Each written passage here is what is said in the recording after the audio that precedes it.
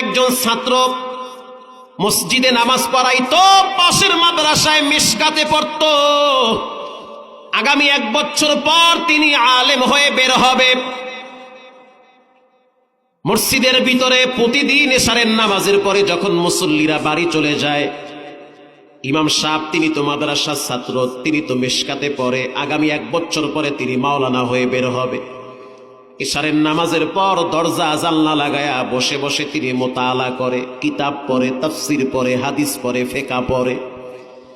ওই মহল্লার ভিতরে 2 গ্রামবাসী মারামারি লাগছে। 2 গ্রামবাসী যখন মারামারি লাগলো, ঝগড়া লাগলো, ওই মারামারি আর ঝগড়ার ভিতরে একজন সুন্দরী রূপসী নারী পড়েছে।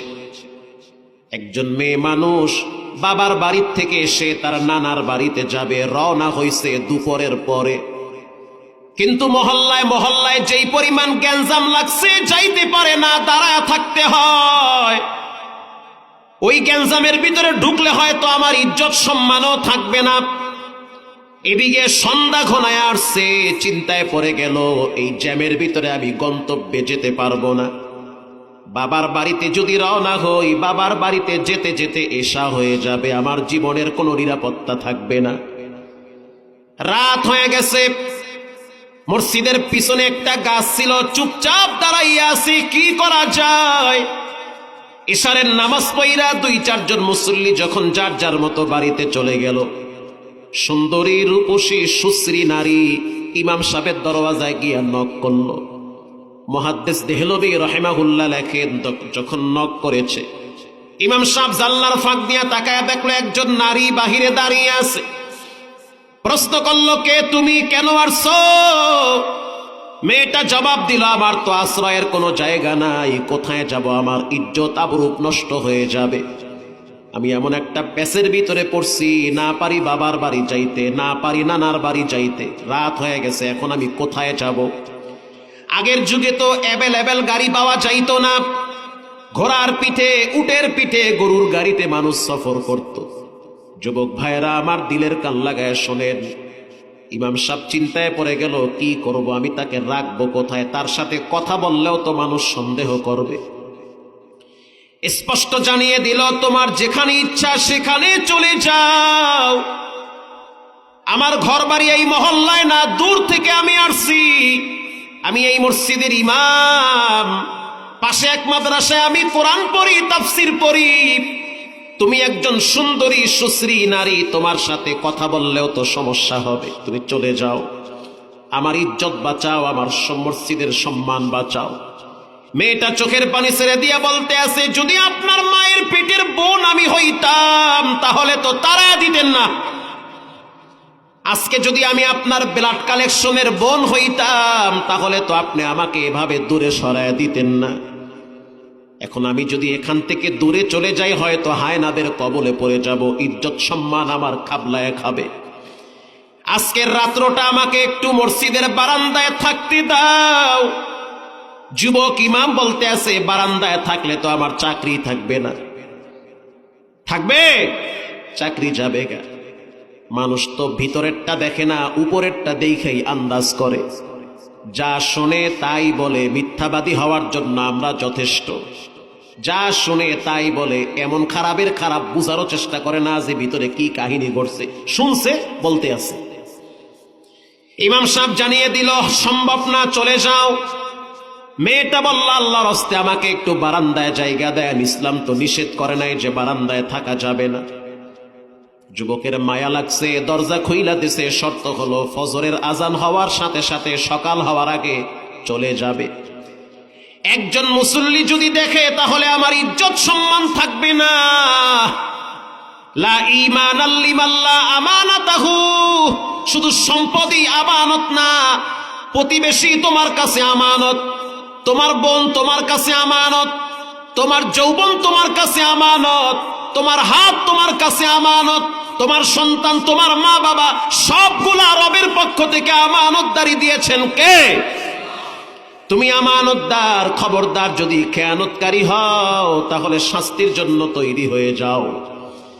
মেয়েটা মসজিদের বারান্দার একটা কোনায় চুপচাপ বসে বলল, সকাল হওয়ার অপেক্ষায় আছে। যুবক তার রুমেও যায় না, সে মসজিদের ভিতরে একটা ডেস্কের উপরে বসে বসে সূরায়ে হুমাজার তাফসীর পড়তেছে, কারণ সকালবেলা ক্লাসের ভিতরে সূরায়ে হুমাজার তাফসীর হবে।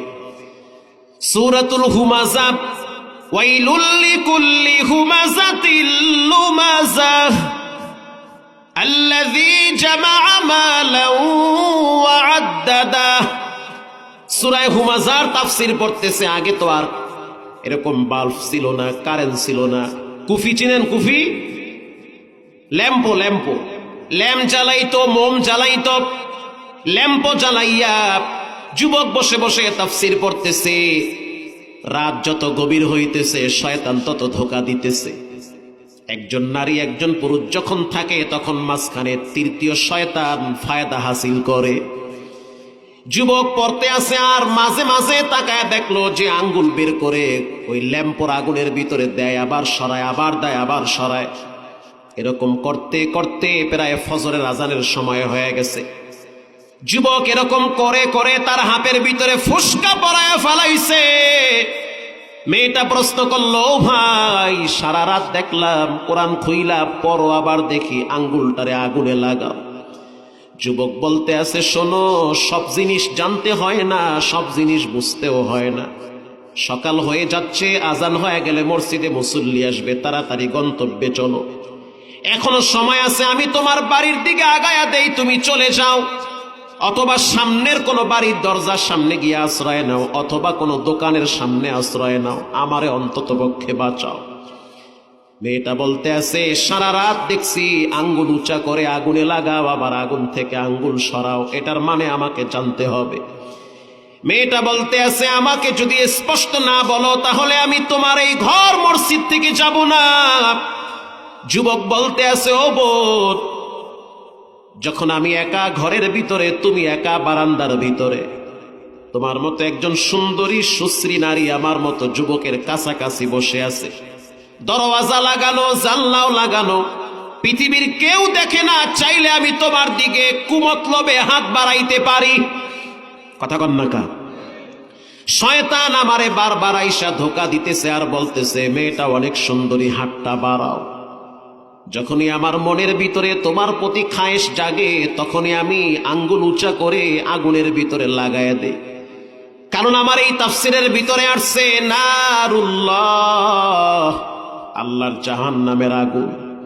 নারুল্লাহ মানে আল্লাহর আগুন।